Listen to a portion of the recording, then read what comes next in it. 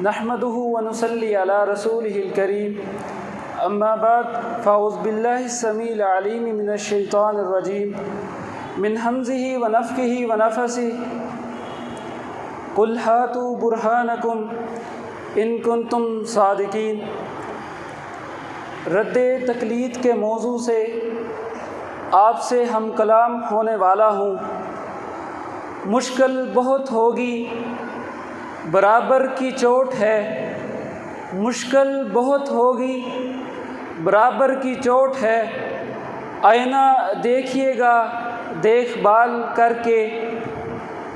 اللہ رب العزت نے اپنی دین کی حفاظت کے لیے کچھ لوگوں کا انتخاب کیا کہ جنہوں نے اپنا اوڑھنا بچھونا دین کو بنا لیا تھا، دین کو مقدم رکھا، ساری چیزوں کو پیچھے چھوڑ دیا۔ اس جماعت کے حوالے سے رسول اللہ صلی اللہ علیہ وسلم کا فرمان ہے، صحیح مسلم کی روایت ہے، آپ صلی اللہ علیہ وسلم فرماتے ہیں لا تزال طائفۃ من امتی ظاہرین علی الحق، ایک گروہ ہوگا جو حق کی طرف لوگوں کی رہنمائی کرے گا۔ ابھی اسلام کو گزرے ہوئے چند ہی سال گزرے تھے، لوگوں نے اسلام کی بے خونی شروع کر دی تھی۔ کہیں خارج کا فتنہ تھا، کہیں توحید کو لے کر جہمیہ اور معطلہ منظر عام پر آتے ہیں۔ محدثین کے مقابلے میں ایک گروہ اٹھتا ہے جن کو ہم لوگ اہل الرائے کے نام سے جانتے ہیں۔ خیر القرون کا دور گزرا، اہل الرائے میں خیر باقی تھی۔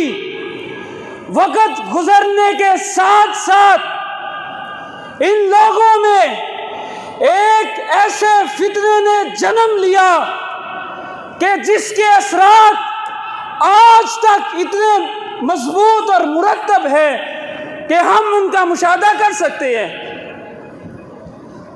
وہ فتنہ کیا تھا؟ وہ فتنہ تقلید تھا۔ فتنہ تقلید کی تعریف کرتے ہوئے امام ابن قدامہ المقدسی رحمہ اللہ اپنی کتاب روضۃ الناظر میں بیان کرتے ہیں وَمِنْ عُرَفِ الْفُقَهَاءِ قَبُولُ قَوْلِ الْغَيْرِ مِنْ غَيْرِ حُجَّةٍ، غیر کے قول کو لے لینا بغیر دلیل کے۔ گردش زمانہ نے تقلید کے مذموم نتائج کو بھی دیکھا۔ وہی بیت اللہ تھا جو وحدت کا درس دیتا تھا، وہی بیت اللہ ہے 4 مصلے لوگوں نے دیکھے تھے۔ یہ تقلید کا نتیجہ ہے۔ اپنے من میں ڈوب جا، پا جا سراغ زندگی، اپنے من میں ڈوب جا، پا جا سراغ زندگی۔ تو میرا نہیں بنتا، نہ بن، اپنا تو بن۔ میری بات نہیں مانتا، او نہ من، اپنے فقہا کی، علماء محدثین کی، ان کی تو بات من۔ انہوں نے کیا کہا تھا؟ ہماری بات اگر حدیث کے خلاف ہوتی ہے، ہماری بات کو تم نے چھوڑ دینا ہے، حدیث کو تم نے لے لینا ہے۔ دعویٰ تم کرتے ہو، محبت ہم کرتے ہیں کہ ائمہ کی محبت ہمارے دلوں میں ہے، یہ تمہارا دعویٰ ہے۔ سارے اماموں نے اسی کی طرف اپنے ماننے والوں کو لگایا تھا، تم نے حدیث کی خدمت کرنی ہے۔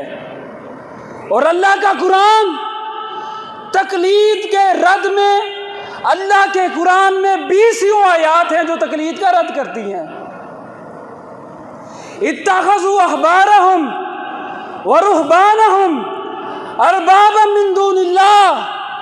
علامہ ابن عبد البر رحمہ اللہ کہتے ہیں یہ تقلید کے مذمت کے لیے آئی ہے۔ ہاتھ ان کنتم صادقین۔ علامہ ابن حزم رحمہ اللہ فرماتے ہیں یہ تقلید کے رد پر آئی ہے۔ اسی طرح رسول اللہ صلی اللہ علیہ وسلم کی بہت ساری احادیث جو تقلید کا رد کرتی ہیں۔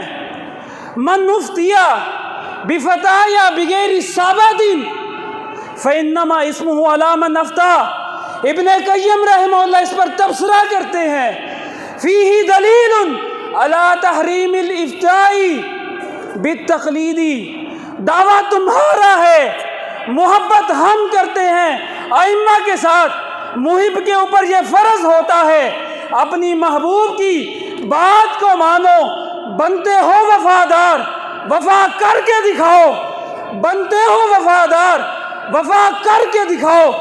کہنے کی بات اور ہے، کرنے کی بات اور ہے۔ ھذا ما عندی واللہ اعلم بالصواب۔